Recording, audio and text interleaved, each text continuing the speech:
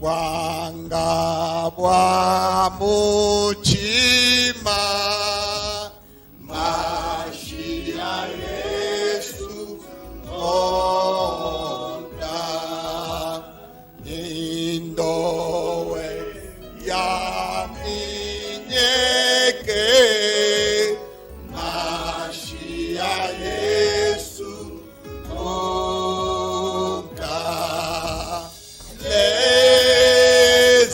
Lezawa nekela Nemambo onso lolo Adoke jejeto Mashia Yesu onka Ansengela kwaleza Mashia Yesu onka Twele nao mwandi mwa Mashia Yesu onka Leza wandekela Nemambo onso lolo Andoke jejeto Mashia Yesu onka Mon Dieu, je n'étais présente, rien que le sang de Jésus. Rien ici ne me contente, rien que le sang de Jésus.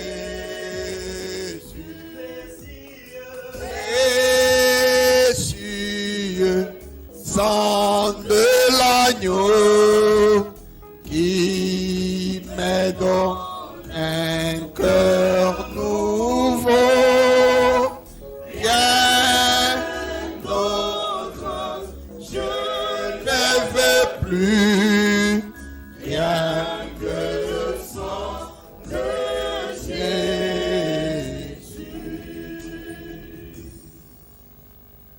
Amen. Amen. Je vous salue, vous tous qui de partout vous nous suivez en ce moment. Que la paix, la miséricorde et la grâce de notre Dieu vous soient abondamment accordées par le nom et par le sang de notre Seigneur et Sauveur Jésus-Christ. Amen. Amen. Amen. Amen. Ce matin, il m'est venu à l'esprit, certainement par l'action du Saint-Esprit, de parler de la résurrection des morts. Et plus particulièrement, d'essayer de répondre à cette question qui est posée en 1 Corinthiens 15. Kupima kujibu hii ulizo inaulizwa mu Wakorinto wa kwanza sura 15 à partir du verset 35. Kuanzia mstari wa 35. Permettez que je lise cette question-là. Muniruhusu ni some hii ulizo. Mais quelqu'un dira, comment les morts ressuscitent-ils et avec quel corps reviennent-ils? Amen. Amen. C'est de cette question-là que nous allons essayer de parler. Ni kupitia hii ulizo tutapima kuzungumuza. Vous savez, la résurrection des morts, munajua ufufuko ya bafu, c'est ça l'espérance qui nous fait marcher Njo tumaini ikunetuongoza dans la foi. muimani. Qu'est-ce qui nous encourage Ni nini netutia moyo à persévérer dans la voie de la foi? ya kudumu munjia ya imani? Qu'est-ce qui nous soutient Ni nini netusaidia dans l'œuvre du Seigneur? mukaji ya Bwana, Que nous soyons malades ou bien portants, tukiwa bagonjwa au que muafya nous mzuri, soyons riches ou pauvres. batajiri wala bamashikini. Quelle est cette force-là Ni nguvu kani ile qui vous pousse à persévérer inabasukuma muendelee à travers tribulations et persécutions, kupitia mateso na à masumbuko yote, travers difficultés et épreuves? magumu na majaribu? Qu'est-ce qui fait que quelqu'un Ni nini kunafanya mutu va irrésistiblement dans l'œuvre de Dieu, ekunenda bila kujama mukazi ya Mungu, quel qu'en soit le prix? ingawa matokeo itakuwa yako? C'est cette idée-là, Ni ile mawazo, cette espérance-là ni ile tumaini, qu'il y a une vie après cette vie. asema kuku bujima bwingine kisha hii Et que buzima. cette autre vie-là Ile uzima ingine est meilleure, iko ya mzuri est sana, infiniment meilleure. Je ne dirais pas 1000 fois meilleure, mais infiniment meilleure que asema mara celle-ci. elfu, lakini bila mwisho mzuri kabisa. C'est cela l'espérance. Ni ile tumaini, C'est cela la force. ile njo nguvu, Et Dieu s'est évertué na Mungu aliweza depuis les temps les plus anciens tangu wakati ya zamani à inculquer cette notion-là aingize ile mawazo kabisa d'espérance, ya tumaini, une vie après la vie, ya uzima kisha uzima, une vie éternelle uzima wa milele après la vie terrestre. kisha bushima wa huku kudunia. Écoutez, laissez-moi parler un peu de la nuance, Shikia niache niseme de toute la différence tofauti ile yote inakuwa hapo, qu'il y a entre vivre éternellement ile inakuwa hapo kati ya kuishi et milele exister éternellement. na kuwa wako milele na milele. D'aucuns pensent que Bengine banawaza sema ce que Jésus appelle la vie éternelle, ile Yesu anaita sema uzima wa milele c'est juste l'existence éternelle. ni kusema mtu eko wako milele na milele. Non, non. Hapana, À la résurrection, kufufuko donc les bons et les méchants ressusciteront tous. bazuri na babaya bote batafufukaka, Même le méchant le plus méchant ressuscitera. hata ule mubaya sana na ye atafufukaka. Alors, après la résurrection, Kisha ufufuko tout le monde existera éternellement. watu bote batakuya ako milele na milele, Ils ne mourront plus. abatakufuaka Même tena, les méchants ne mourront plus. hata babaya Ils abatakufuaka tena, vont être, batakuwako, ils vont exister batakuwako éternellement. milele na milele. Maintenant, la différence entre exister éternellement Sasa achanisho kati ya kuwa et ce que la Bible qualifie de vie éternelle, na ile Biblia inaita sema uzima wa milele, c'est que ni kusema la vie éternelle que le Seigneur propose uzima wa milele ile Bwana à ceux qui lui ametoleta obéissent, kwa bale be kuna mutii, nous pouvons l'appeler tunaweza kuita la fête éternelle. karamu ya milele na milele. Tandis que Lakini les méchants, c'est la souffrance éternelle. babaya bo ni mateso ya milele na C'est milele. pourquoi dans l'Ancien Testament Kwa déjà, maana mwagano ya kale il y avait tout un tas de fêtes. kulikuya makaramu ya kuachana, Ce n'était pas juste pour commémorer un événement, haikukuwa tu juu ya kukumbuka mambo c'était iliyopita, pour annoncer à l'avance ilikuwa ni juu ya kutangulia la kutangaza notion de la fête ile éternelle. mawazo ya karamu ya milele. Et c'est même pourquoi trois d'entre les fêtes ont été rendues obligatoires. Njo kwa maana makaramu ingine tatu kati ya ile makaramu ililazimishwa kabisa ifaniwe. Amen. Amen. Amen. Amen.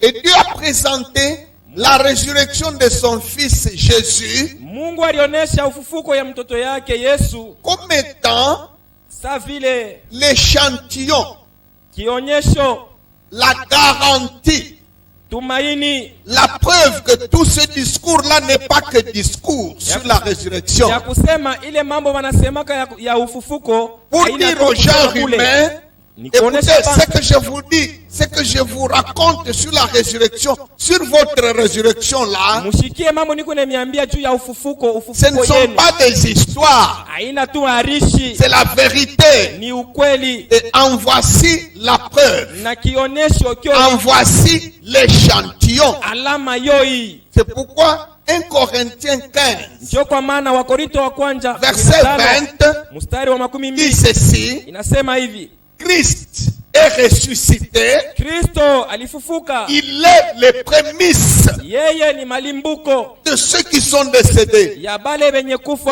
résurrection de Christ, Ufufuko wa Kristo c'est ça les prémices. njo malimbuko, Et c'est pourquoi, na njo kwa maana dans l'Ancien Testament, muagano ya kale, après la fête de la Pâque, kisha karamu ya Pasaka, venait la fête des prémices. barianza kufuata karamu ya malimbuko. Que l'histoire ténébreuse de l'Église Ile habari mubaya ya s'est kanisa acharnée à essayer de confondre. banaanza kuivuruka hii mawazo. Aujourd'hui, on dit que la Pâque, c'est la résurrection de Christ. Leo bantu benasema Pasaka ni ufufuko wa Kristo. Mais c'est écœurant comme mensonge. Biku naomisha kuro sana, ni bongo. La Pâque, ce n'est pas la résurrection de Christ. Pasaka haina ufufuko ya Kristo. La Pâque, c'est la mort de Christ Pasaka ni lufu et la non Kristo. pas sa résurrection. Haina ufufuko yake. Et il n'y a pas deux Pâques. Na hakuna mapasaka mbili. Une Pâque qui serait autographiée sans S à la fin Ile Pasaka ingine et une autre avec un S. Tout ça, c'est le mensonge que Rome Ile ni bongo ya watu wa Roma. a essayé d'insérer pour embrouiller. Roma anaweza La parole de kuandikisha ile Dieu. bongo juu ya kuvuruka. Il n'y a neno pas ya Mungu. une Pâque juive et une Pâque Hakuna chrétienne. Pasaka ya Bayuda na Pasaka ya Il n'y a Bakristo. pas un Jésus juif et un Jésus chrétien. Hakuna Yesu Muyuda na Yesu Mukristo. Amen. Amen. Il y avait la fête de la Pâque Kulikuwaka karamu ya Pasaka qui parlait anticipativement de la mort, rien que de la mort de ilianza Christ. kutangulia kusema mpaka mambo ya Mais lufu. le dimanche qui suivait cette fête-là, Ile juma ilifata ile on karamu célébrait la fête des prémices alianza kukaramika karamu et qui, ya elle, malimbuko. parlait de sa résurrection qui allait effectivement tomber le dimanche après sa mort. Na yo ilianza kusemea ufufuko, na yo ilipasha kufanyika juma ile ya kufuata Et ufufuko. dire que la Pâque serait et la mort et la résurrection à la Na fois, kusema Pasaka itakuya ni kufa na kufufuka. il n'y a bila pas moya. meilleur blasphème que ça. Hakuna makufuru ya nguvu kupita kwa hii. Ça ne peut pas être la mort et la résurrection. Huwezi kuwa lufu na C'est comme pour dire que Christ est mort un matin et il est ressuscité le soir du même jour. Ikusa unasema Yesu anakufa leo busubuhi, Alors que lui a anakufa leo parlé magharibi. de passer 3 jours dans le ventre de la terre. Yeye alisemea kufanya siku Les tatu deux kusiku moja événements moja. ne se sont pas passés le même jour. Hii mambo mbili haikufanike siku moja pa. Il meurt aujourd'hui, on l'enterre aujourd'hui et il ressuscite aujourd'hui même. Anakufa leo, banamushika leo na Pour que anafufuka vous leo. puissiez dire que la Pâque, c'est la mort et la Tu résurrection. mupate kusema sema Pasaka ni Non. kufa na kufufuka. Hapana. La Pâque, c'est seulement la mort. Pasaka ni paka Et la lufu. résurrection, il y avait une autre fête appelée fête des prémices. Ufufuko na yo kulikuwa karamu ingine ile banaita sema Et c'est karamu ya pourquoi malimbuko. 1 Corinthiens 15, 20 dit, Njo kwa maana maintenant Wakorinto wa Christ kwanza est ressuscité, il est le prémices, inasema Kristo il amefufuka, est l'échantillon anakuya que malimbuko, Dieu a présenté au monde. alama ya kwanza ile. Que voilà, il y aura une résurrection. Asema tazama kutakuja Voici comment ça va se passer. Muone vile Voici à quoi ça va ressembler. vitafanana na hivi. Voici quel genre de corps vous allez avoir. Utakuwa na mwili kani? Ni Et il a ya- ressuscité Christ. na alimfufua Yesu Kristo. Amen. Amen. Mais quelle intelligence pour Dieu. Ni akili kani munene ya Mungu. Comment les morts ressuscitent-ils? Bafu banafufukaka Et je? avec quel corps Na mwili kani banafufukaka na? reviennent-ils? Je voudrais répondre à cette question. Mimi napenda kujibu kuiulizo. Avec quel corps ressuscitent-ils? Banafufukaka na mwili kani? Donc, la résurrection, Ni kusema ufufuko ce n'est pas juste le retour d'un esprit ou l'apparition de l'esprit de Monsieur Eli Kaja ou bien de Bernard. Non, non. Hainasema ni kurudia kwa roho ya ndugu Eli Kaja, ya ndugu Donc, Bernard. quelqu'un qui ressuscite, hein, Muntu le kunafufuka, ce n'est pas juste son esprit qui réapparaît. hainasema ni roho yake tena inaonekana tena. Comme un fantôme, là on voit un esprit qui Ça- passe et dit ça.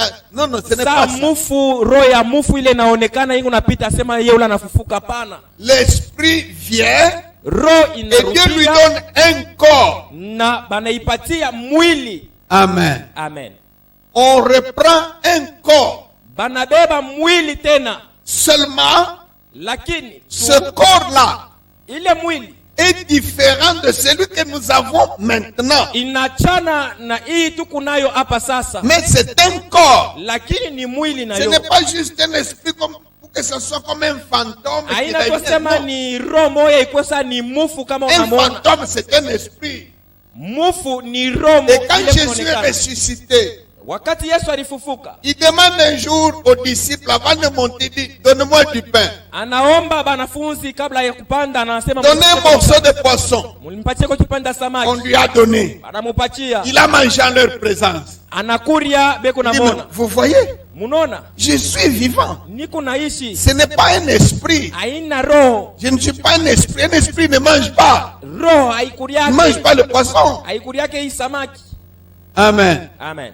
Donc, il a un corps. Ni kusema eko na mwili, Mais seulement ce corps-là lakini ile mwili n'aura pas la même composition, haitakuya na hali moya n'aura moya, pas la même biologie que celui-ci. haitakuya na mutumikio moya Ça ne moya, sera pas la même matière que celle-ci. haitakuya bintu bimoya Ça moya sera mwili, un corps meilleur itakuya mwili mzuri sana par rapport à celui que nous avons aujourd'hui. kupitako hii tuko nayo leo. Celui que nous avons aujourd'hui, Hii mwili tuko nayo leo il tombe malade, inagonjwaka, il meurt, inakufwaka, il vieillit. inazekaka, Tandis que lakini celui que nous aurons ile là tutakuwaka nayo mwili n'aura pas tout ça. haitakuwa na hii mambo Il ne yote, peut plus tomber malade. haitagonjwaka. Alléluia. Amen.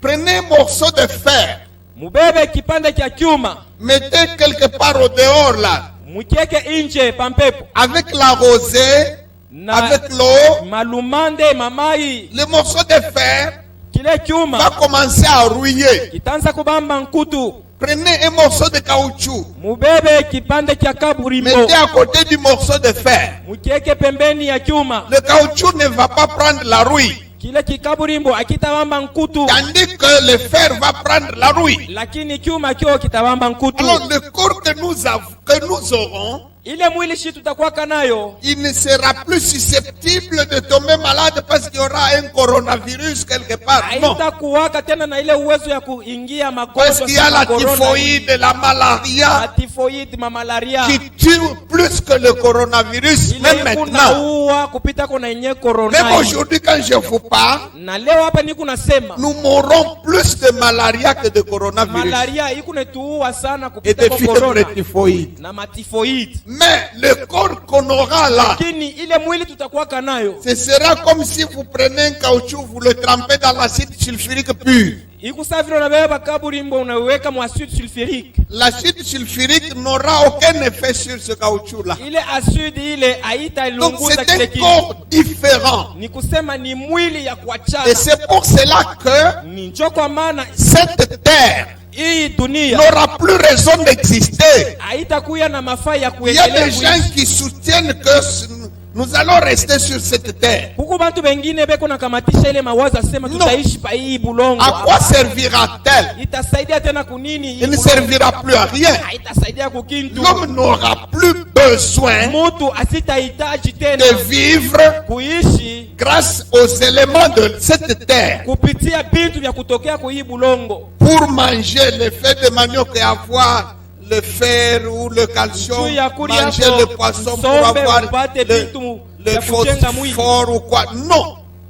hakuna tena ile binti. Ce corps-là, Ile mwili il n'y aura pas le fer, hamutakuwa mambo ya il n'y aura fer, pas le plomb, hakutakuya il n'y plomb, aura pas le cuivre. hamutakuya cuivre Mais le mwili corps que tena. nous avons aujourd'hui, Lakini hii mwili tuko nayo il y leo a les éléments tirés de la terre. muko biungo bile Parce banatosha que Dieu mubudongo. avait pris une motte de terre Mungu et il a alibebaka façonné le corps humain. anafanya mwili ya De mtu sorte que les minéraux qui sont dans la terre kusema ile se biku retrouvent mubudongo dans le corps humain. biku na Et mumwili c'est ya pour mtu. cela que l'homme doit manger Kwa maana mtu les produits de la terre bintu vya kutoka mubulongo pour se restaurer, juu ya kujenga mwili pour yake, se maintenir. juu ya kuishi. Mais le nouveau corps là, Lakini ile mwili ya sasa il n'aura pas besoin de ça parce qu'il n'aura pas été tiré de la terre. juu abataitoshaka kuii Tandis que bulongo celui tena. que nous avons aujourd'hui a été Lakini tiré de la hii terre. tuko nayo balitoshaka kuii bulongo. Amen. Amen. Beaucoup de gens confondent Bantu bengine beku na jivuruka le séjour dans la période de 1000 ans de règne de Jésus beku napotesha akili pa mambo ya wakati ya miaka 1000 ya utawala sur wa cette Yesu terre pa hii dunia avec l'éternité. na umilele. Pendant le règne de 1000 ans, effectivement, Wakati ya utawala wa 1000 ça miaka sera 1000, une situation. itakuya ni mambo moya. Jésus va diriger cette terre pendant une période de 1000 ans Yesu ataongoza hii dunia muda wa miaka pour 1000 ramener la terre juu ya kurudisha à la case bulongo départ, vile burikuyaka kumwanzo à l'origine, kumwanzo comme Dieu l'avait donné à Adam. vile Mungu alimupatiaka Adamu Et hii le règne bulongo. de Jésus va consister Na kazi ya Yesu itakuyaka à faire l'opération inverse ya kufanya kazi de ce que kinyume le premier Adam avait fait. ya ile Adamu wa kwanza alifanyaka. Adam a apporté la malédiction de la terre Adamu alileta lahana et la kwa terre a dunia, commencé à se corrompre na dunia inaanza kualabika, et ne produit plus. aizale tena matunda. Les animaux sont devenus méchants. Banyama banakuwa bamakari Les makari, déserts ont commencé partout. majangwa inaanza kunenepa fashi Maintenant, yote. Jésus va racheter cette terre-là. Yesu atenda Pendant 1000 ans, kukomboa ile dunia ile.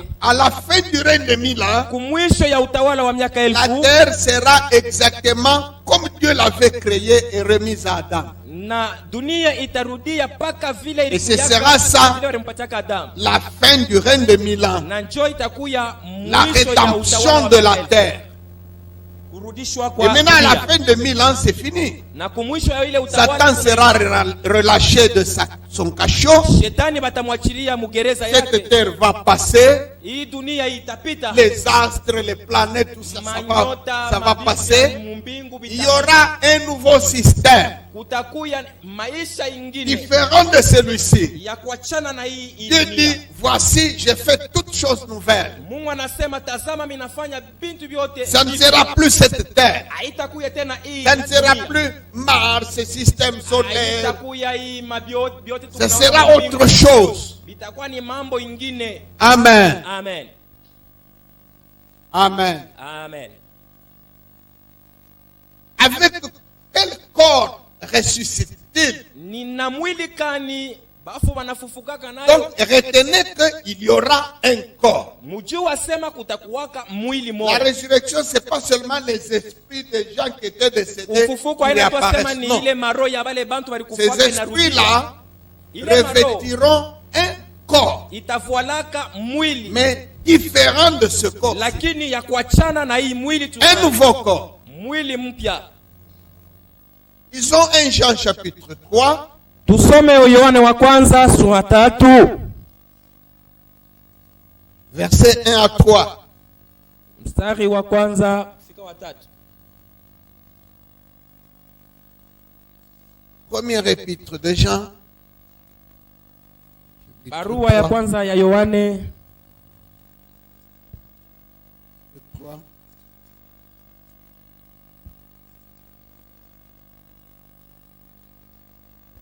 Voyez quel amour le Père nous a témoigné pour que nous soyons appelés enfants de Dieu. Et nous le sommes. Si le monde ne nous connaît pas, c'est qu'il ne l'a pas connu. Bien-aimés, nous sommes maintenant enfants de Dieu.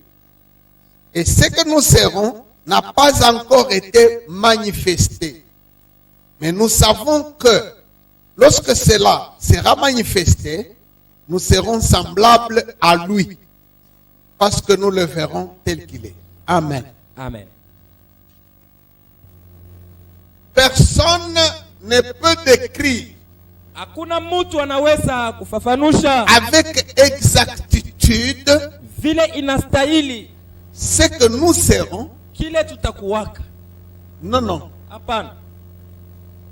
Nous avons quelques notions Tukwako tu na manjia qui kidogo nous ont kidogo. été révélées par la parole de Dieu. Ile neno la Mungu ilitufununia. Et selon qu'il est dit, Vile inasemewa ce qui est révélé est pour nous yenye kufunuliwa et ce qui est caché est pour notre Dieu. ile ngari yenye kufichwa ni ya Mungu wetu. Beaucoup de choses restent encore cachées Bintu vya mingi vingari vyenye kufichama afin que s'accomplisse la parole du proverbe ili itimizwe neno ya qui dit Muzali. la gloire de Dieu c'est de cacher les choses. Inasema utukufu wa Mungu ni kuficha bintu.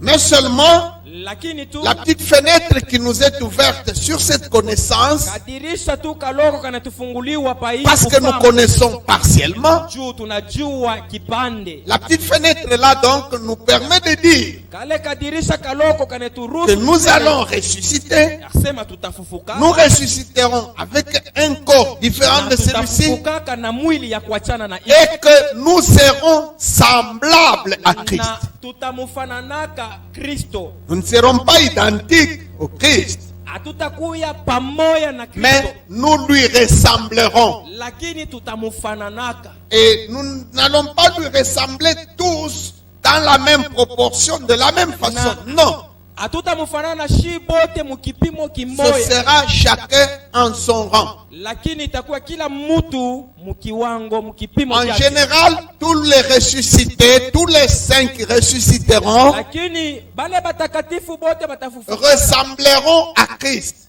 bote batamufananaka Kristo, mais chacun en son rang. lakini kila mtu mukipimo yake. Amen. Amen. Quand j'étais petit, Bale nilikuwa ningali mtoto, je croyais que nilianzaka kuwazia sema à la résurrection des morts, kuufufuko ya bafu tous les saints seront identiques batakatifu bote batakuwaka bapamoya comme des gouttes d'eau. sa vile matoni mbili ya maji. Il n'y aura pas quelqu'un de grande taille, quelqu'un de petite taille ou de Hakutakuya taille moyenne. mrefu na mfupi wao wa Il n'y kuendelea. aura pas quelqu'un de teint clair et quelqu'un d'autre de teint sombre. Hakutakuya mweupe na mwingine wa Il mweusi. n'y aura pas quelqu'un qui est riche et quelqu'un qui l'est moyennement ou Hakutakuya quelqu'un sema qui huyu soit pauvre. anakuya mtajiri, huyu wa Je, kuendelea yako, huyu je ni masikini. pensais que c'était ainsi. Nilianza kuwazia akasema njoo vile. Mais à la lumière des Écritures, Lakini kupitia mwangaza wa maandiko nous découvrons et comprenons tunavumbula na kuelewa hivi. que nous ne serons pas les mêmes exactement. Asema hatutakuya namna moya. Bien que dans le fond, tous nous ressemblerons à Christ, Ingawa shi bote tutakuwa bakumfanana na Kristo. mais tel sera différent de tel autre.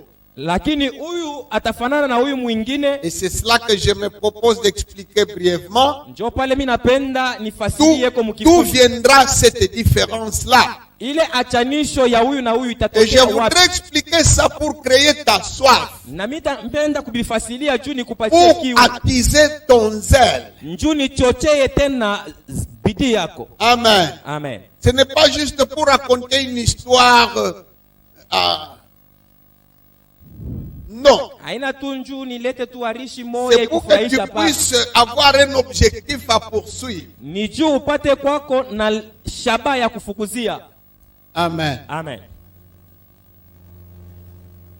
Ce corps-là que nous aurons, Ile mwili tutakuwa nayo ce sera un corps glorieux. itakuwa ni mwili ya utukufu, Mais la gloire lakini utukufu du corps ya mwili de Bernard ya Bernard et la gloire du corps de Lorraine na utukufu et ya la mwili gloire ya de Lorraine Miller, na ya Miller ça sera différent. itakuwa ya kuachana. Quelqu'un sera plus glorieux que l'autre.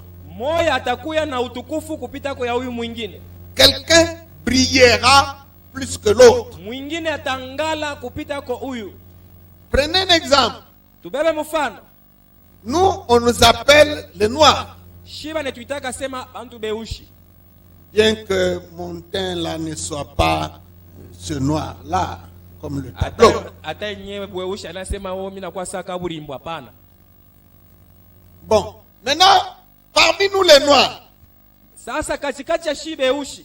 mais il y a quelqu'un qui est brun, Kuku mwingine kwako na il y a quelqu'un qui est bronzé, mwingine anakwako tusaka mzuri. il y a quelqu'un qui a un teint proche de l'albinos, Mwingine anakwako saa kitoka to. il y a quelqu'un qui est pratiquement comme un blanc, raté, Mwingine anakuya tu ni mzungu tu kama unamwona. et tout ça, Na biote bile c'est les nègres, c'est les Noirs. ni banaita sema ni bantu beushi. Je prends cela comme exemple. Hein. Nabeba kwa mfano. Même parmi les blancs, c'est la même chose. Hata mubazungu mwenyewe ni paka pamoja. Tous les blancs ne sont pas vraiment blancs comme du papier blanc. Bazungu bote haina sema ni beko beupe saa Mais il papier. y a d'autres qui vous sont vraiment, c'est le blanc là, la couleur blanc. Kuku mwingine mzungu ni huyu tu Mais mweupe il y wa a penti ya quelqu'un mweupe. qui tend au bronzé un tout petit peu là, mais c'est un Mwingine blanc. anakuwa kutaka mwekunda. Il en sera demain Itakuya pamoja à la résurrection. na kuufufuko. Allez par exemple en Inde. Mwende kwa mfano muend. En Inde, vous allez trouver un noir comme un Congolais. Muend utakuta mwingine ni mweushi Mais sana. vous allez trouver quelqu'un qui tend au blanc là. Mwingine na yeye anachofako sana kubweupe. Ce sera comme ça. Njoo vile bitakuya. Tout le monde n'aura pas exactement le même teint. Bantu bote batakuya na rangi moya moya. Il y a quelqu'un qui va briller Mwingine atakuwa wa kuangala de façon glorieuse, na utukufu sana, comme le soleil, sa vile jua, comme la lune, sa vile mwezi, comme une étoile. sa nyota. C'est ça qu'un Corinthien 15 dit. Njoo ile Wakorinto wa kwanza iko Il dit nasema. d'ailleurs, même le corps que nous aurons là, Asema na ile nye mwili bien tutakuwa qu'il nayo. sera différent du premier corps, Hata itakuwa ya kuachana ile mais mwili ya il kwanza. n'aura pas exactement la même composition pour tout le monde.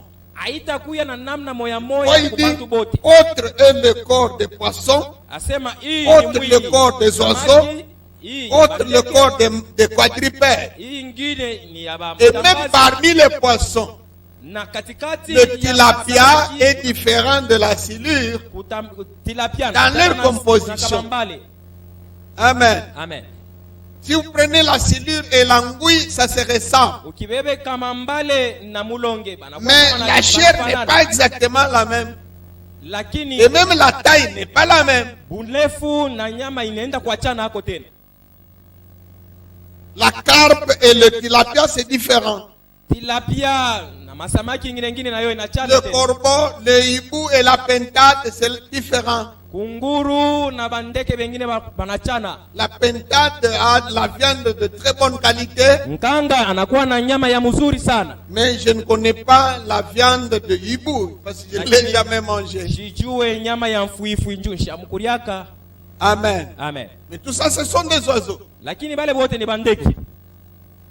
La viande du canard Nyama ya mbata et la viande du dindon, na nyama ya ndendo c'est différent. inachana. Le dindon a une meilleure viande. Ndendo kuna nyama ya mzuri. Le canard aussi, mais Mbata na yeye kunayo. ça n'engage que moi. Moi, j'apprécie mieux le dindon que le ile canard. kufuatana na mimi napendaka ya ndendo. Quelqu'un d'autre aimerait peut-être le canard. Mwingine atapenda plus que pengine le ya dindon. mbata kupita Ça kwa dépend. ya ndendo. Amen. Amen.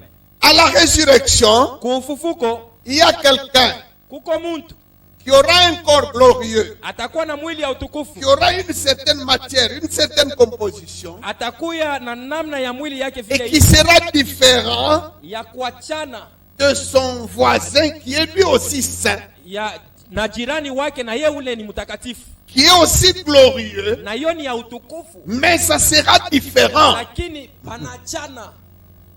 Amen. Amen. Quelqu'un aura toujours dans la gloire là Mwingine na yeye muile utukufu atakuwa la chair de la pentade, na nyama quelqu'un ya- d'autre aura celle du dindon. Mwingine atakuwa sa ndendo. Je ne mets pas le canard au ciel parce que je ne sais pas s'il est parmi les oiseaux purs. Mishi yake mbata sema na yatakuwa kumbingu njuu ana bale bandeki basafi. Amen. Amen. D'où viendra cette différence-là? Ile achanisho itatokea ni wapi? Voici la première chose pour se retrouver d'abord dans cette catégorie-là. Cha kwanza njo ujikute C'est mwile d'abord hali. avoir accepté Jésus-Christ comme Seigneur et Cha Sauveur kwanza ni kuamini Yesu Kristo kwa Bwana na et Mwokozi, avoir marché dans la crainte et la sanctification. na mukutembea muboka na Tu mutakaso. acceptes Jésus, Unaamini Yesu Kristo, tu passes par le baptême d'eau unabatizwa mu maji et tu commences à marcher dans la sanctification. na unaanza kutembea mutakaso. Ça, c'est la base commune. Ile inakuwa ni musingi Celui ya qui n'est mambo pas yote. dans ça, il n'ira pas dans cette catégorie. Ule Il ira en anapa hii enfer. musingi asitenda Maintenant, mwile hali ya parmi ceux utukufu. qui ont accepté Jésus, Sasa mubale balimuichika Yesu, qui sont passés par les eaux du baptême, balipita Baptême par ubatizo immersion. wa maji, mukuingiza mu maji qui ont murefu, marché dans la crainte de na Dieu, banatembea muboka bwa Mungu. parmi ceux-là donc, Mubale c'est là ba qu'il y aura so mule mutakuya ceux qui vont briller, bale batangala ceux qui kupita, vont briller moyennement bale batangala ya et ceux qui kuendelea vont ko, briller moins. na bale batangala ko ya chini. Il y aura ceux qui auront beaucoup de richesses, Kuko bale batakuya na ceux butajiri qui bwa auront mingi, moyennement de richesses bale batakuya ko na bwa et kuendelea, ceux qui auront très peu de na richesses. bengine batakuya ko na butajiri kidogo. Seulement il y a une différence. Lakini kuna kuya achanisho. Même si tu n'as qu'une poignée de riz là-bas, c'est Kama- tout ce que tu as. Kama ukwako tana tumuchele tuloko kule kumbingu, Ta petite poignée de riz là sera éternelle. tule tumuchele twako tuloko Ça ne twa te milele, plaira pas. hatutaishaka Tu ne tomberas jamais dans la dizaine. hautapungukiwa. Ici, j'utilise un langage humain. Je ne sais pas si on va manger du riz là-bas. Mi kunatumia musemeo ya shi bantu shijua kama na muchele yenye tutekuriaka kule kumbingu. Amen. Amen. Même si tu es pauvre, Hata kama kumashikini, même si tu n'as qu'un escabeau comme siège dans ta maison kama là-bas, ataka na kakibasa njo pale onekariaka kule cet kumbingu. escabeau-là ne se détruira Kale jamais. kakibasa yako Il n'arrivera pas qu'un pomoka. jour ça se détruit, tu n'as plus d'escabeau. Hautaonaka sema kale Éternellement. kakibasa kale kana kachika na unakosa pa kuikala. Donc, ce que vous aurez là, Ni kusema bila utakuwa navyo kumbingu, la beauté, buzuri, la jeunesse, la buyala vigueur, tout Beaucoup. cela vous restera éternellement. itakuwa ni vya milele kwako.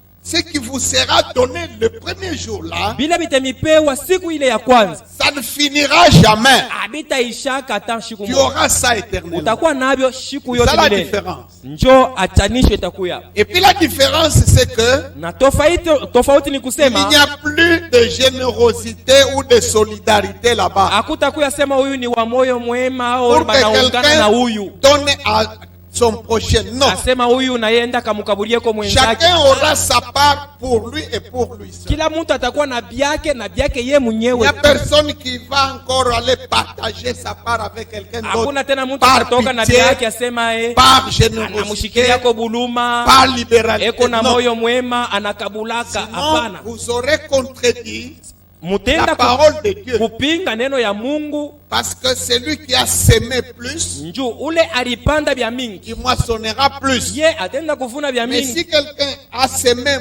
moins Na kama mtu ye alipanda kidogo, et que une fois là-bas, na akifike kule son ami ou son mari ou sa rafiki femme yake au bwana prend wake au dans sa bibi part yake et lui donne, abebe kona ye kipande ya vyake donc ça n'aura amupatie, jamais servi à rien nikusema abitasaidia kukimu. d'avoir semé peu parce que là-bas quelqu'un Na d'autre vous kusema donnera ulipanda beaucoup kilogo gratuitement. juu batenda kukupatia yako na Non, non. kuongeza mwingine Ce ya que tu bure. auras pour toi, ça sera pour toi. Bile bitakuwa byako, bile utapata Pas njo pour byako, ton mari. abitakuwa bya Tu ne peux bwanako. même pas donner à ton mari, Awezi hata kumkaburia Ou kwa à ta bwanako femme.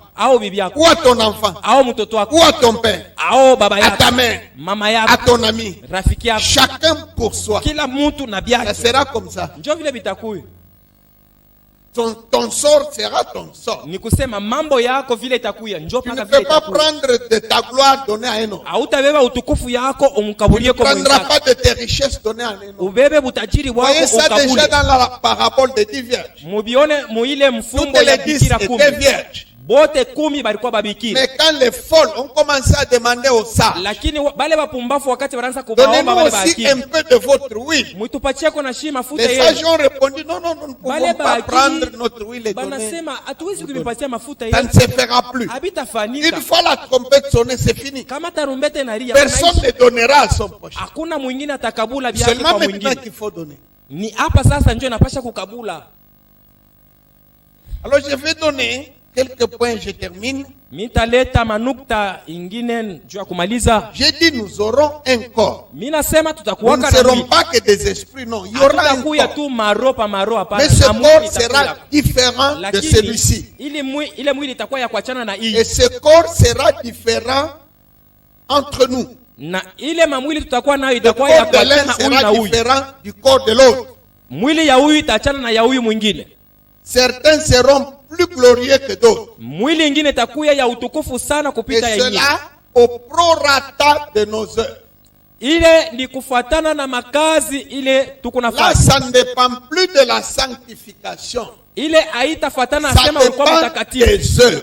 Ile ni kufuatana na La kazi. sanctification, c'est juste le Utakaso droit d'accès. ni à ile ce njia terrain-là. tu ya kuingililia muile Sans la maisha. sanctification, vous n'irez pas sur cette compétition-là. Pasipo utakaso Mais hautengia avec la muile sanctification, vous utukufu. allez entrer dans cette compétition. na utakaso itakuingisha Maintenant, muile kazi. ce sont les œuvres, Sasa ni ile matendo tes œuvres, matendo qui ya vont déterminer njo itaonesha kabisa le degré de ce que tu auras comme gloire, hatua ile le utakuwa nayo ya degré de ce utukufu. que tu auras comme richesse. Na hatua ya butajiri Ce utakuwa sont nayo. les œuvres. Ni matendo yako. Quelles œuvres?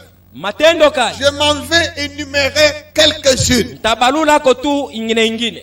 La toute première œuvre, Kazi wala matendo ya vous kwanza. vous en doutez bien, Muna c'est l'évangélisation. ni kupasha habari njema. Amen. Amen. Dieu n'a pas de programme sur cette terre avec cette terre. Non.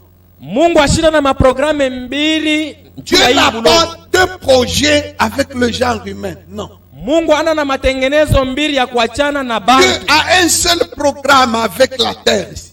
Mungu eko na programme tu Un moja seul na hii projet. dunia. Si ce programme touche à son terme, Kama programme yake inafika kumwisho, si ce projet touche à son terme, kama matayarisho yake inafika kumwisho, cette terre n'aura plus raison d'être. hii dunia haitakuwa na mafaa ya Et ce kuishi. programme, c'est seulement la mission. Na ile programme yake ni paka habari njema. Dès que la mission est terminée, Kama ile kazi ya habari njema inaisha, c'est fini. kunaisha. L'antichrist va apparaître, il va régner sur la terre. Mpinga Kristo ataonekana na kutawala pa hii dunia. Amen. Amen. Ta participation à l'œuvre missionnaire, Kushiriki kwako kukazi ya habari njema. ta participation au programme d'évangélisation, Kushiriki kwako kukazi ya kupeleka elle habari njema s'articule de deux façons. inakuya munamna mbili. Soit tu vas sur terrain Ao ni wenje huku neenda pour kutumika porter l'évangile, kupeleka habari njema. soit Ao tu soutiens financièrement huku naleta mapato yako, fedha et ou yako. matériellement ceux qui sont au front. Ao na bintu yako unasaidia bale be kunaenda Et kuhubiri. celui qui va dans l'évangile, Ule kunaenda kuhubiri. et celui qui finance l'évangile sans y aller. Na ule kunasaidia na fedha yake pashipo yeko. Tous les deux font la même équipe. Bote bawili banakuya ni Et batu ils bamoja. auront la même rétribution. Na batakuya na maripo moya moya. L'évangile, Habari njema. il y a aussi l'enseignement de la parole de Dieu. Munakuwa na kufundisha neno la Mungu. Dans Daniel chapitre 12, Danieli 12 à partir du verset 3e, shairi ya 3, la Bible dit, Biblia nasema ceux qui auront enseigné bale batafundisha la voie de la justice à la multitude njia ya haki kubantu ba mingi, vont se démarquer dans la foule là de ceux qui brillent, hein, batenda konekana et ils mzuri vont sana briller kati ya plus bale que bakuangala. les autres. Po batangala sana kupita bengine. Et c'est pourquoi Matthieu 5 Ndio kwa maana Mathayo sura 5 dit ceci, inasema hivi: c'est lui qui supprimera dans son enseignement. ule Donc il s'agit de ceux qui enseignent. hapa ni bale banafundisha. C'est lui qui supprimera même un iota. Ule atatosha Bon, mwataka. aujourd'hui, on supprime vraiment. Hapa leo bantu beku natosha. Le prédicateur supprime. Et Apocalypse 22 dit, na Ufunuo 22 c'est nasema lui qui va retrancher. ule ataenda kutosha, Tu retranches une dimension, unatosha ko une atoa notion dans la parole de Dieu, dans ton mafundisho église. ingine muneno la Mungu unatosha. Dieu na aussi mafundisho yako. retranche dans ta part là qui t'était réservée, il y retranche aussi. Mungu na ye muile sehemu yako akwa inakuchungia anakutosha. Tu ajoutes Ukiongeza des choses qui ne sont pas bibliques vitu bile abistahili mu dans Biblia tes enseignements. mu mafundisho yako, Dieu ajoute à ta punition aussi un nombre de coups, un nombre de souffrances. Mungu na ye anakuongezea kumapiko yako, anakuongezea kwa mapiko ingine. Matthieu 5 Mathayo sura 5 dit ceci. inasema hivi, Celui qui ajoutait 5 de 18 à 19, hein, kuanzia mu 18 kufika mu 19, celui qui supprimera sema ule même un iota, c'est-à-dire ata nukta kidogo, une notion. ni kusema mafundisho. J'entends ça et là des gens hein, Nashikiaka huku na huku qui banda prêchent, qui enseignent, qui dirigent des églises. kunafundisha na kuongoza Quand vous makanisa. lui parlez de tel aspect, Kama unamwambia mambo surtout fulani en ce qui concerne l'éthique, zaidi ile et inaangalia plus mwenendo mzuri, particulièrement l'éthique vestimentaire, zaidi ile ya Parmi les mafwario chrétiens. ya Bakristo, et encore plus particulièrement Na l'éthique zaidi. vestimentaire féminine. zaidi mfwario ya banamuke bamama. Quelqu'un dit, ce n'est pas tout ça qui sauve. Kama mtu anasema haina njoo bile biku naokoa, Mais tout ce qui est dans la Bible, ce n'est pas seulement pour être sauvé, bile vyote biku ndani mais ya c'est pour Biblia haina que tu ceux patu ya qui sont kuokolewa, sauvés les pratiquent. ni juu ya bale benye kuokolewa bobe Ce n'est bitumikishe. pas ça qui sauve. Au haina bile njoo biku Ce n'est pas naokoa, l'habillement qui sauve. haina mangonjo Ce n'est inaokoa, pas ceci là qui sauve. haina hivi njoo biku naokoaka. Moi, ça me fait peur quand tu dis ça. Ni biku nipatia boka. Et je me pose la question, qui t'a donné mandat d'enseigner le peuple de Dieu? Nikuuliza, nani alikupatia mamlaka ya kufundisha bantu? Savez-vous que la femme de Lot a été sauvée? Munachiwaka sema bibi yake ya Loti aliokolewaka. Elle a été sauvée de Sodome. Aliokolewaka muile moto. Elle est sortie de Sodome. Alitokaka Msodoma. Mais il y avait une petite éthique. Lakini kulikuwaka kanuni moya Quelque chose qu'elle devait observer ile après la sortie. alipasha kuheshimia kisha kutoka Elle n'a Msodoma. pas observé ça. Asikuheshimie. Les gens de Sodome étaient homosexuels. Bantu ba Sodoma bananzaka kwa La wanaka banaume femme na de banaume. Lot n'était pas parmi les lesbiennes. Bibi wa Lota ashikukwe na ye muile Elle vitendo pouvait ya mwanamke être na une mwanamke. sainte femme. Alikuwa mwanamke mtakatifu. Mais il y avait quelque chose qui apparemment était de moindre importance. Et puis ce n'est pas ça qui kulikuwa l'a fait kitu sortir kimoja de sana Sodome. akina kia mafaa sana na haina njoo kile kilimtoshaka Msodoma. Pour avoir minimisé ça, Ni juu elle a alikizarau, subi le même sort anapata ile que les malipo moya homosexuels moya ya et les pale bantu méchants babaya habitants de Sodome. ya bakachi ba Sodoma. Alors qu'elle était sur la liste des élus. Na ye alikuya pa ile karatasi Et ya bale qu'elle est benye même kuokolewa sortie de Sodome. na Msodoma alitokaka. Pourquoi dites-vous ça aux femmes, aux Jua saintes nini femmes? muku naambia ba mama Pourquoi dites-vous batakatifu? ça aux saints qui sont dans nos Jua nini églises? muku naonesha batakatifu beku makanisa? Quand on parle de ceci, dit, ce n'est pas ça qui sont. Kama wanasema hii mambo asema J'ai haina njoo ile même kinaokoa. entendu quelqu'un dire, même au sujet du baptême, Misha kushikiaka na dit, ce mwenyewe n'est pas ça qui kunasemea, sont. sema, Finalement, na ubatizo haina ta njoo ile Bible là, kinaokoa. tu l'as Sasa trouvée mwisho où? yake, Biblia yako ile ulipata Mais tu wapi? prêches sur base de quel autre Na livre? huku nahubiri kupitia Y a-t-il un salut quelque part sans baptême d'eau? kukwako okofu ingine fashi ingine pashipo ubatizo? Jésus a dit, celui qui croira et qui sera baptisé Yesu sera alisema sauvé. ule atamini na Et toi, tu atabatizwa prêches le ndio contraire. ataokolewa. Lakini wao huku nahubiri kinyume. Non, ce n'est pas ça qui sauve. Asema haina njoo ile kunaokoa. Mais là où la Bible affirme, noir sur blanc, Pale Biblia hii kunahakikisha tu peupe. 1 Pierre 3, à partir de 18 à 21, Petro wa le kwanza baptême sura d'eau tatu, qui vous sauve à présent, asema ubatizo wa maji ile kuna qui vous sauve, par lequel vous êtes sauvés. kupitia ile ubatizo Mungu Et naokolewa. Jésus a dit, si quelqu'un n'est pas né d'eau, Yesu c'est-à-dire le anasema, baptême d'eau kama mtu et d'esprit, asizaliwe il ne kwa verra maji, pas le royaume. ni kusema kuubatizo asitaona ufalme wa mbingu. Non, ce n'est pas ça qui sauve. Haina njoo ile Ce kunaokoa. qui sauve, c'est seulement avoir Jésus. Avoir Jésus, c'est quoi? Ile kunaokoa ni kuwa tuna Croire en Yesu. Jésus, c'est Kuwa quoi? na Yesu ni Vous nini? pouvez croire en Kuamini Jésus Yesu ni sans nini? passer par le baptême. Unaweza kuamini Yesu pasipo kupatia ubatizo.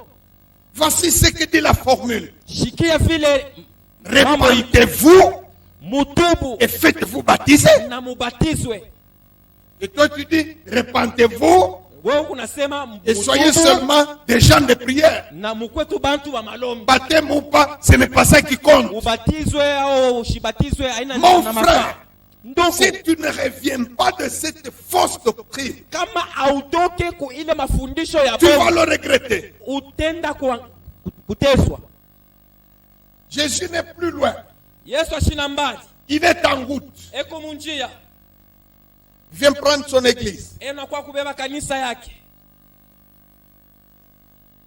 Évangéliser, Kupeleka habari njema c'est la première chose ni kitu kya kwanza, qui vous confère la gloire, ili kuna mipatia qui vous utukufu, confère même une nature, un statut ikuna kuambukiza dans le nouveau ciel-là, dans la nouvelle situation que nous allons.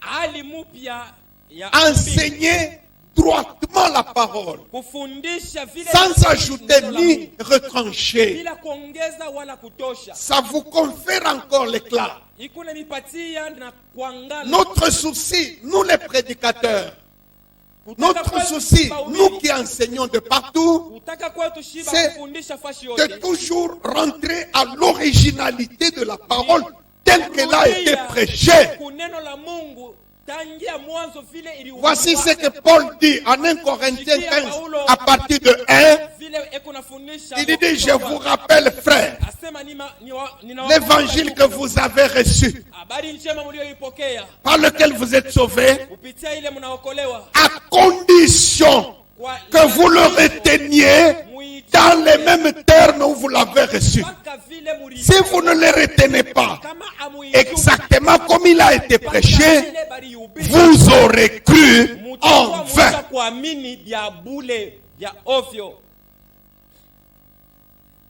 Amen. Amen. Amen. Amen. Vous savez, dans les choses de la terre, Unajua kubintu vya huku kudunia, une évolution, maendeleo, une excellence, buzuri, un perfectionnement d'une chose, kukamilisha kitu kinakuwa kizuri, c'est d'améliorer la première chose qui existait. ni kutengeneza kile cha kwanza kikwako zamani. Vous aviez une pirogue, Ulikuwa na mtumbu, l'idée vous vient, vous y mettez une voile. akili inakukuya, unaikako C'est un progrès. nguo moya, ni C'est un progrès maendeleo. déjà. Vous gagnez en vitesse. Et vous pouvez même prendre beaucoup plus de poids. Na unaweza kubeba bintu vya mingi juu Du unaongeza bateau à voile, vous passez au bateau à vapeur. unatoka kuile mtumbu ya C'est encore un kitambaa progrès. unaenda ku mtumbu ingine unaongeza. Aujourd'hui, on a des kuongeza. bateaux qui peuvent prendre la moitié d'une ville. Leo kuku mabato ingine yanaweza kubeba bantu bata vile Ou mujini. vous pouvez même faire un stade de football. Unaweza toujours dans le kuyenga mona bateau. kiwanja cha football, Une école, un masomo jardin, ndani, même un majardin. champ, toujours dans ce bateau-là. Paka mubato Ça, muli c'est du munatembea. progrès. Hii ni maendeleo Mais sana. dans les affaires de Dieu, Lakini mumambo ya Mungu, le progrès, maendeleo yo l'excellence, ku- c'est de rentrer à ce qui est archaïque, ni kurudia kubile bile à vya ce zamani, qui est original. kubile vya C'est kwanza. ça le progrès. Njo maendeleo ya Mungu. Un réveil, un mouvement de réveil, Uamsho, quand une repentance est formée dans un groupe, kama banasema kunakuwa le kutubu réveil mkikundi. s'est fait non pas en améliorant, Uamsho haina sema mais ni en kutengeneza, rentrant à ce qui est ancien, lakini ni kurudia mubile vya zamani, à ce qui est archaïque. mubile vya zamani. C'est ça le réveil. Kuzeka.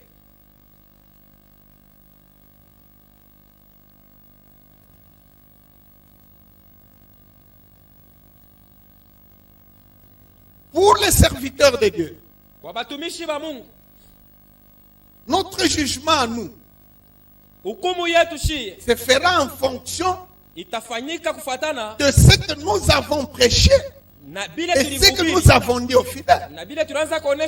Si nous les avons mis dans la bonne voie, ou bien nous les avons égarés.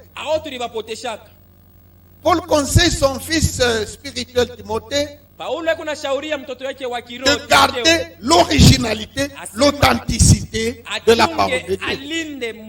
Et en faisant cela, tu te sauveras et toi-même et ceux qui t'écoutent. Ne t'adonne pas de vains discours.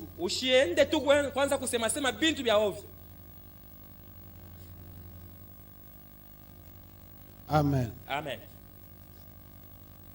Nos œuvres, c'est encore quoi? Matendo yetu tena ni nini? Qui nous ajoute à la gloire, Ile kunetongezea utukufu à l'éclat, au kuangala. c'est la donation. Ni kukabula. Après l'évangile, c'est la bienfaisance. Kisha mahubiri habari njema ni kufanya matendo. Là, il y a la question des dîmes. Pale panakuwa mambo ya chekumi. Il y a la question de la participation matérielle et financière à l'œuvre de Dieu. Que ce soit la mission, le culte, la construction, la radio ici, la télévision évangélique, être partenaire permanent, donner son bien pour que cette radio, que cette télévision fonctionne et que l'évangile gagne encore et que l'enseignement continue encore. Donner son bien. Il y a le monde aux pauvres. Il y a une question extrêmement sensible dans le royaume. Le royaume de Dieu.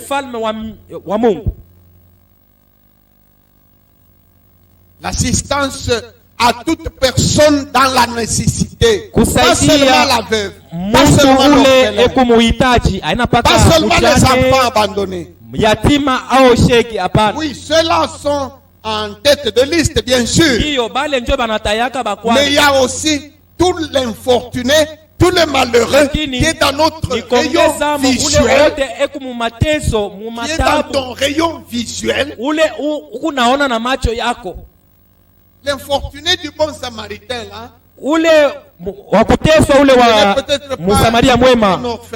Saa zingine ashikukweta yatima, mugeni au wa mateso, lakini ni mtu alipatikana ashikuwazia mambo itamufikia. Du moment qu'il est dans ton rayon visuel, kama ule mtu huku namona eku karibu na wewe kunamona. Ce sont ces choses-là, si nous les faisons abondamment, moyennement ou moins, c'est ça qui détermine aussi l'éclat. Selon qui le dit, c'est lui qui sème plus. C'est lui qui sème abondamment, moissonnera abondamment. Ne perdez pas du temps seulement avec des journées de prière. Faites les œuvres. Priez beaucoup. Et donnez aussi beaucoup. C'est lui qui donne beaucoup, moissonnera beaucoup. C'est lui qui donne moyennement, moissonnera moyennement. C'est lui qui donne peu, il moissonnera peu. C'est lui qui ne donne pas, il ne moissonnera pas. Et il n'ira même pas au ciel. On lui dira, j'ai eu faim, tu ne m'as pas donné à manger.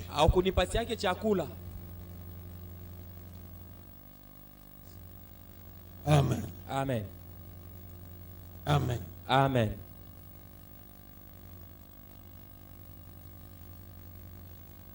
Tu es la femme d'un pasteur. Tu es l'enfant d'un pasteur ou d'un serviteur. Cette position-là, dans la vie présente, elle a des avantages dans le sens que tu as un poste où tu peux profiter de beaucoup de biens spirituels. vitu vya mingi vya kiroho. Vous savez, par exemple, un pasteur, Kwa mfano mchungaji il est exposé eku à toutes ces œuvres-là plus que tout le monde.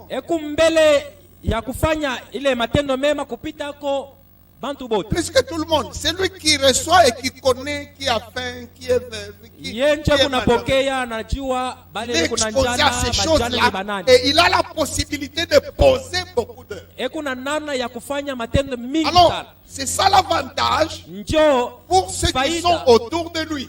ya bale beku pembeni yake, Sa femme, bibi yake, ses enfants, batoto wake, ses collaborateurs les plus proches. bale kunatumika nabo karibu. Voyez un peu.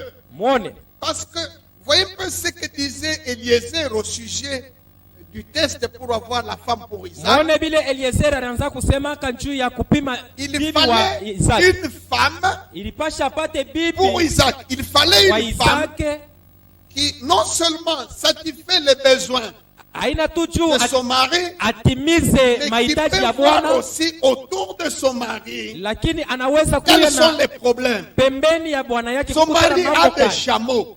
Bwana yake kuna Il a bangamia, même 10 chameaux. kuna bangamia 10. Eliezer avait 10 chameaux. Eliezer alikuwa Le na tout n'était bangamia pas de 10. s'occuper d'Eliezer. Mambo haikuwa tu kuanza Il kuhangaika fallait Eliezer tu. quelqu'un qui, en plus du besoin d'Eliezer, Ilipasha mwanamke qu'il voit kwa aussi ce qui mahitaji ya est autour de lui. Eliezer, Qu'elle voit aussi ce qui est comme fardeau dans son cœur. angalie ko tena na miziko ingine tena Il ile a iko dans nayo. son cœur les orphelins. Eko na Il a dans son cœur yatima. les filles mères abandonnées. Kuna bale Il a batoto dans basha son kuzalia cœur kwao. les veuves et tout ça. Kuna bachane na bengine. Bon, les gens qui sont autour de lui, Bale beku pembeni yake. le comité restreint qui est autour de lui, Ile komite kunayo les karibu. gens qui partagent sa vie familiale, Bale beku naishi ce naye sont mnyumba ces moja. gens-là qui le voient vivre, qui le voient agir Njo bale et bantu qui beku l'entendent namona même gémir. namna kane kunaishi na namna kuna hangaika. Ces gens-là Bale bantu ont un avantage beku na de leur faida vivant mkuishi de kwao. participer abondamment à ces œuvres-là. Bapate kushiriki sana kuile kazi. Une fois terminé Kama notre kunaisha pèlerinage terrestre, kama tunaisha vous kuishi ne maisha ya serez plus kudunia, la femme d'un pasteur. hautakuwa tena Vous bibi ne wa serez plus le pastor. fils d'un ancien. Hautakuwa tena mtoto wa mzee. Votre position devait vous servir Namna yako ya maisha ilipasha quand vous kukusaidia étiez encore en action sur la pale terre. ulikuwa ukingari kudunia. Aujourd'hui, votre position, Leo maisha yako tu es la femme d'un magicien, uko bibi wa tu magicien, es le fils d'un devin. uko mtoto wa mfumu. Cela aussi peut avoir de l'influence. Ile nayo inapasha kukusa kwa maisha yako. Tu es le fils d'un homme de Dieu. Uko mtoto wa mtumishi wa Mungu, Tu es son voisin. uko jirani wake, Tu es dans de son entourage. uko karibu na mtumishi wa Mungu. Tu peux profiter Unaweza de son kufaidia ministère pour utumishi te bwake bâtir aussi njuu na weye ujijengeye dans l'au-delà. mu ile maisha ya ngambo ya pili. Tu es exposé Uko à tayari toutes ces bonnes œuvres-là plus que quiconque, mbele ya ile matendo mzuri kupita kwa bengine, plus que ceux qui sont au loin. kupita kwa bale beko mbari. Amen. Amen. Nos richesses terrestres.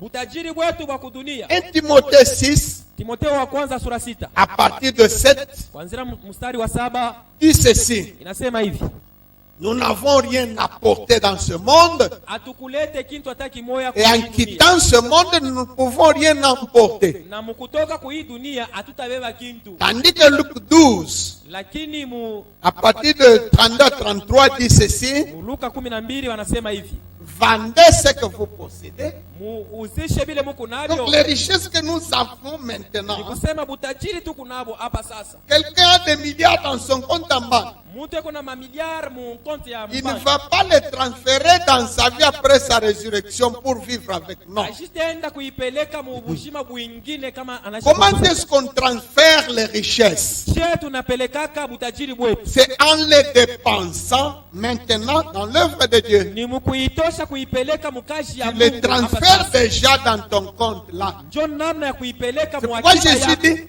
vendez ce que vous Ndio possédez kwa sur maana la Yesu terre, anasema muuzishe vile muko navyo kudunia, donnez-le en aumône aux pauvres. muibikabule kuba mashikini. En faisant cela, Mukufanya vile vous aurez versé dans votre compte en banque au njo ciel. mutajiwekea muakiba yenu kule Donc kumbingu. sur la terre, Ni kusema huku nous kudunia pouvons profiter de notre position sociale ou tunaweza familiale kufaidia pour nous namna ya bâtir maisha une yetu situation dans le juu ciel. ya kutengeneza maisha Sur yetu la ya terre, nous mbingu. pouvons profiter de nos richesses Huku kudunia tunaweza kutumikisha pour nous butajiri bâtir wetu une situation dans le ciel. juu ya kujenga maisha ya Sur kumbingu. la terre, Hapa pa dunia nous pouvons profiter de notre rang, de notre fonction dans tunaweza l'église. kutumikisha macheo yetu, makazi yetu Tu es kanisa. pasteur, Uko tu es pastor, serviteur de Dieu, uko mtumishi wa tu es Mungu, servante de Dieu. uko kitakazi wa Ta Mungu. position là, Ile c'est hali une yako position favorable ni hali ya mafaa pour te wako faire une situation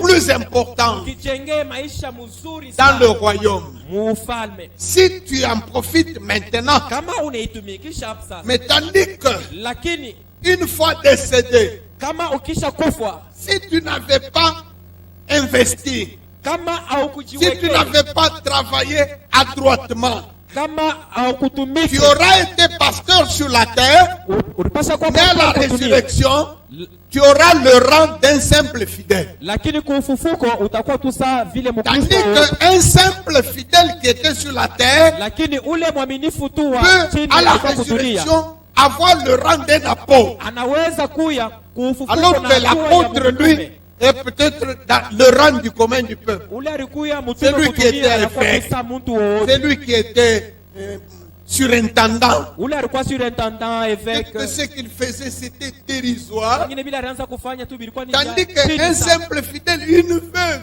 Lakini un ule orphelin, Mkristo mwaminifu tu une wa chini, orpheline, mujane, on lui donne yatima, de l'argent pour son lait de beauté. wanamupatia mafuta Et kuta là même mafuta de quoi kupakala. soustraire pour aller contribuer, donner des contributions. Anatosha moenda Tandis kapeleke qu'un mkanisa. pasteur Lakini pasteur ne ye paye même pas de dîmes. ashiletaki hata chekumi. Et puis s'il y a des contributions à donner à l'hiérarchie de sa communauté, il triche. Kama kuko mchango ya kupeleka Tandis kubakubwa wa mkanisa, qu'un simple anaibia. fidèle, et puis nous pasteurs, hein, Shiba mchungaji, nous sommes à un observatoire, tuko pafashi moya à ya un kuona poste où bantu nous bote. voyons des gens Pafashi pale tuko naona qui, bantu dans notre église mukanisa à qui nous avons enseigné la foi, bale shi tulifundisha imani qui ont plus de foi que nous. beku na imani kupita ko shi. Moi, j'en vois tous les jours. Mimi niko baonaka Tous les jours, je vois des gens shi kote niko naona bantu à qui j'ai donné les ABC de la foi bale mimi nilifundisha msingi wa et imani. qui a maintenant une foi plus solide que la Na mienne. sasa mtu anakuwa na imani kunipita Et ça me fait trembler. na biku na nitetemekesha. Amen. Amen. Comment les morts ressuscitent-ils Bafu banafufukaka je? et avec quel corps Na banafufukaka na mwili ka. reviennent-ils? Je vous dis que la résurrection, ce n'est pas juste le retour des fantômes ou des esprits. Non. Ufufuko haina tu asema ni bafu maro yabo inatokelea. Il y aura un corps. Utakuya mwili. Mais ce corps-là sera différent de celui-ci. Ile mwili itachana na hii mwili tuko nayo Et sasa. ce corps-là Na ile mwili sera différent entre deux saints, entre deux personnes. itakuya ya kuachana Le huyu corps na de huyu. l'un aura une nature, une composition différente du corps de l'autre. Mwili ya huyu itakuya na hali ya Et kuachana na même huyu. parmi ceux qui ont la même nature, il y aura quelqu'un qui va briller plus que l'autre. Bale batakuya na hali moja. Il y a un apôtre qui va briller plus qu'un autre apôtre. Kutakuya huyu mtume. Même si tous les deux ataangalia sont kupita des huyu apôtres. mtume mwingine. Il y a un prophète Kutakuya nabii mwingine. qui va briller plus que son collègue prophète. Atangala kupita ako Il nabii y a mwenzake. deux évangélistes. Ba ubiri bawili. L'un aura plus d'éclat que l'autre. Moya atakuwa na kuangala kupita kwa mwingine. Entre deux pasteurs, l'un aura plus d'éclat que l'autre. Ba pastori mbili moya Même s'ils ataangala auront kupita kwa la même mwenzake. nature. Hata kama batakuya bote ba hali moya. Qu'est-ce que je t'invite à faire? Ni nini nakualika ufanye?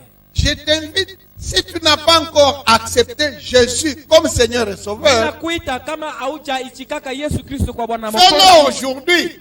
uifanye leo. Parce que nous ne connaissons plus le lendemain. Hatujue mambo ya kesho. La situation de la terre maintenant, Maisha ya dunia hapa sasa c'est comme une troupe en alerte. ni kama vile bantu Ce n'est pas une alerte orange, une alerte rouge. ni kama vile mambo mubaya inafia kufanyika. Cette terre n'a plus beaucoup d'avenir. Hii dunia haina tena na Jésus est en route. Yesu eko Il munjia, peut descendre aujourd'hui. anaweza kushuka leo. Nous sommes encore quelle date aujourd'hui? Leo ni tarehe shikuka ya mwezi Le 20 combien? Le le dimanche le 28 juin 2020. leo le 28.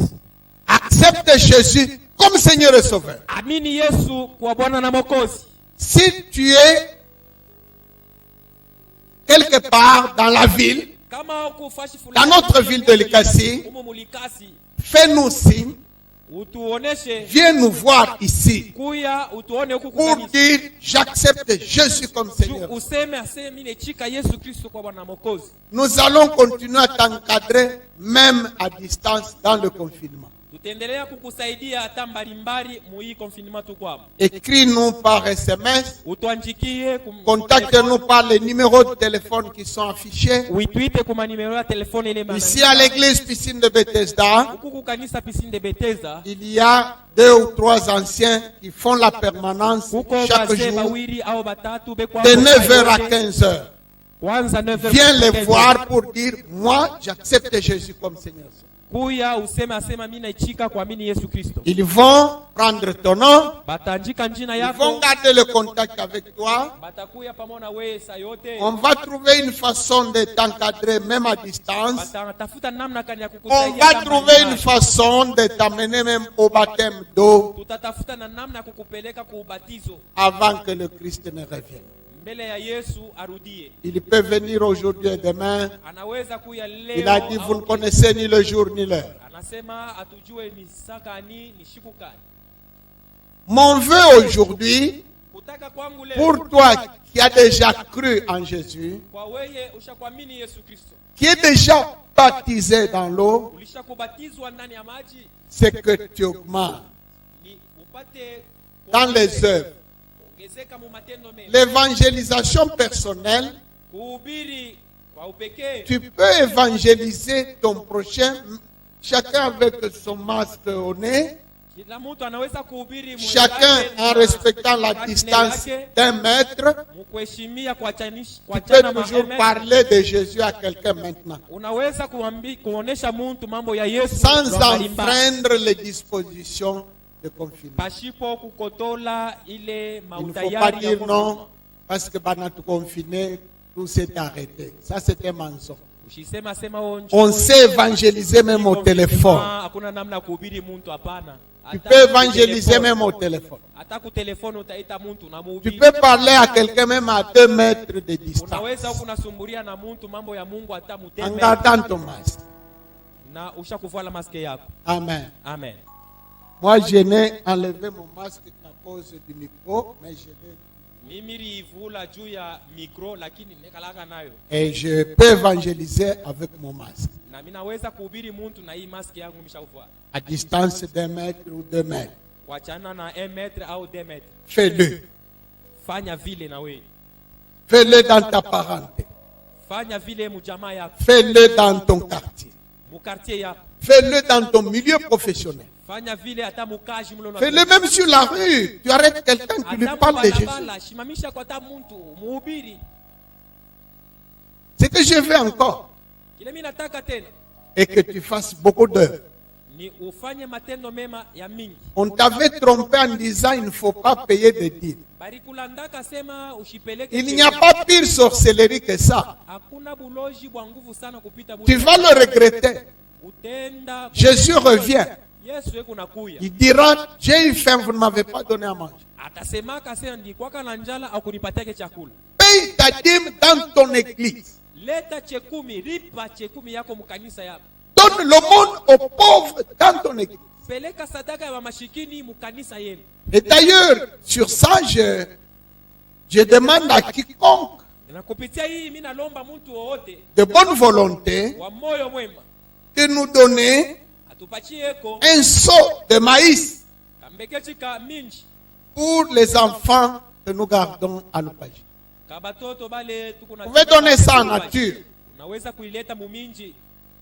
Nous avons l'habitude de constituer un stock dans la période qui va de mars à juin, au 30 Tumekaka na juin. zoezi ya kuchunga À Lupaji, à partir du 30 juin, c'est fini. mu mars kufikisha La population quitte le village et le commerce s'arrête pratiquement. Lupaji muhimu mwezi ya juin. Nous faisons des actions dans cette période-là Tunafanyaka ile matendo muhii wakati de troc pour constituer le stock pour une année. ya kupata ko minji ya C'est kutumia pourquoi mwaka mzima. ces 2-3 dernières années, vous ne m'avez pas entendu demander Kwa maana hii miaka de vivre pour les enfants en rupture familiale. niko nalomba sema unipatie ko bia. Mais cette année, ça a été un échec. Lakini hii mwaka tulishindwa. L'action que nous avons menée n'a rien apporté. Kazi ile tulifanya haikulete. Nous risquons, avant d'arriver au mois d'octobre, novembre, ne pas avoir de quoi nourrir les enfants. Tunaweza kufika mu mwezi ile miezi ya kumbele tushindwe kulisha batoto.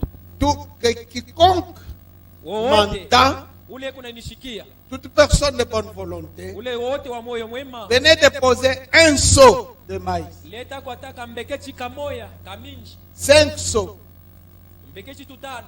même tout un sac. Il y a des gens qui ont cultivé. Hata mufuko mushima kuko bantu balirima. Quelqu'un qui a cultivé peut prélever même un sac, même 10 sacs. Muntu la ririma ataleta hata mifuko. Il y a des grands cultivateurs qui font 100 hectares, 50 hectares. Tu peux donner même 20 sacs de maïs pour ces enfants. Tu peux donner. Unaweza kuleta. Nous prenons surtout le maïs Tunabeba zaidi minji. et non pas la farine déjà manufacturée. Haina ile bunga bwa Pourquoi? Parce que cette farine-là a un délai d'expiration. Bule bunga munikalaka na wakati bunalabikaka. Nous avons déjà tenté l'expérience. Sasa kupimaka ile On fait un stock aujourd'hui au mois de juin. tunachunga bunga mu juin. Avant d'arriver en janvier, Avant kufika mu janvier. la farine est déjà avariée. Bunga busha. Mais le maïs, nous savons l'entretenir. Lakini minji tunaichungaka mzuri. Parce que même si nous avons ça en dépôt, de temps en temps, nous ouvrons le dépôt, on ventile, on fait ceci, cela, on enlève les déchets, on reconditionne. Et ça nous permet de nouer les 2 bouts de l'année. Tu peux donner, toi qui as fait une grande plantation, Dieu t'a secouru. Tu comptes ta récolte par milliers de sacs. Tu peux même donner, même 50 sacs. Et ça, c'est pour les enfants que vous gardez. Quiconque nous suit dans la ville peut intervenir. Quiconque nous suit même en dehors du pays peut aussi intervenir par la voie de transfert d'argent. Tu envoies de l'argent, nous pouvons acheter le maïs et constituer le stock. Nous allons ressusciter. C'est ça que nous attendons. Et c'est cela qui nous attend. Nous aurons un corps différent de celui-ci. Un corps qui n'aura plus besoin de lotion. Un corps qui n'aura plus besoin de parfum, sinon il indispose les gens à côté de nous. Un corps qui ne va plus dégager une haleine dans la bouche parce qu'on a dormi ou parce qu'on n'a pas utilisé de dentifrice. Un corps qui n'aura plus besoin de prendre une douche. Il y a des gens qui vous la prennent même 3 fois par jour, surtout en période chaude. Nous aurons un corps déjà parfumé, un corps qui ne vieillira plus, un corps qui n'aura pas besoin d'artifice de beauté. Et nous aurons des cheveux qui n'auront besoin ni de perruque, ni de mèches, ni de serpents sur la tête comme une méduse. Nous aurons des cheveux glorieux. Nous serons beaux. Et nous serons jeunes éternellement. Il n'y a aucun prédicateur qui va dire non, on est en train de faire vieillir les femmes dans l'église. Comme s'il avait trouvé une antidote contre la vieillesse. Aujourd'hui, la vieillesse est là. Prends ta photo d'aujourd'hui et celle quand tu avais 18 ans, c'est différent. Quel que soit ce que tu veux ou ce que tu feras, tu vieillis et tu mourras. utazeka, Mais à la résurrection, lakini kwa ufufuko tu seras jeune, utakuwa kijana, tu seras beau utakuwa mzuri et tu seras riche na éternellement. utakuwa mtajiri Si milele na tu milele. avais été intelligent, Kama ulikuwa na akili si za tu maana, avais suivi le conseil que je te donne aujourd'hui. kama ulifata mafundisho Et d'ailleurs, tu me chercheras dans la foule des saints là. na wewe utaanza kwenda kunitafuta muile kunji ya batakatifu. Peut-être pour aller dire, pasteur, Njoo Et sengine là- ndo kanyambie kwa sema pasteur, là on ne m'appellera pas pasteur, kule hautenitaka pasteur, c'est frère. utenita ndugu. Notre titre le plus élevé, ce n'est pas révérend, ce n'est pas Cheo pasteur. yetu Je ya ne suis yulu pas sana, révérend. haina bu révérend. On Kule va kuna m'appeler bu révérend. frère Ndal. Kule batenita frère Bernard. Voilà un interprète qui n'est pas fidèle.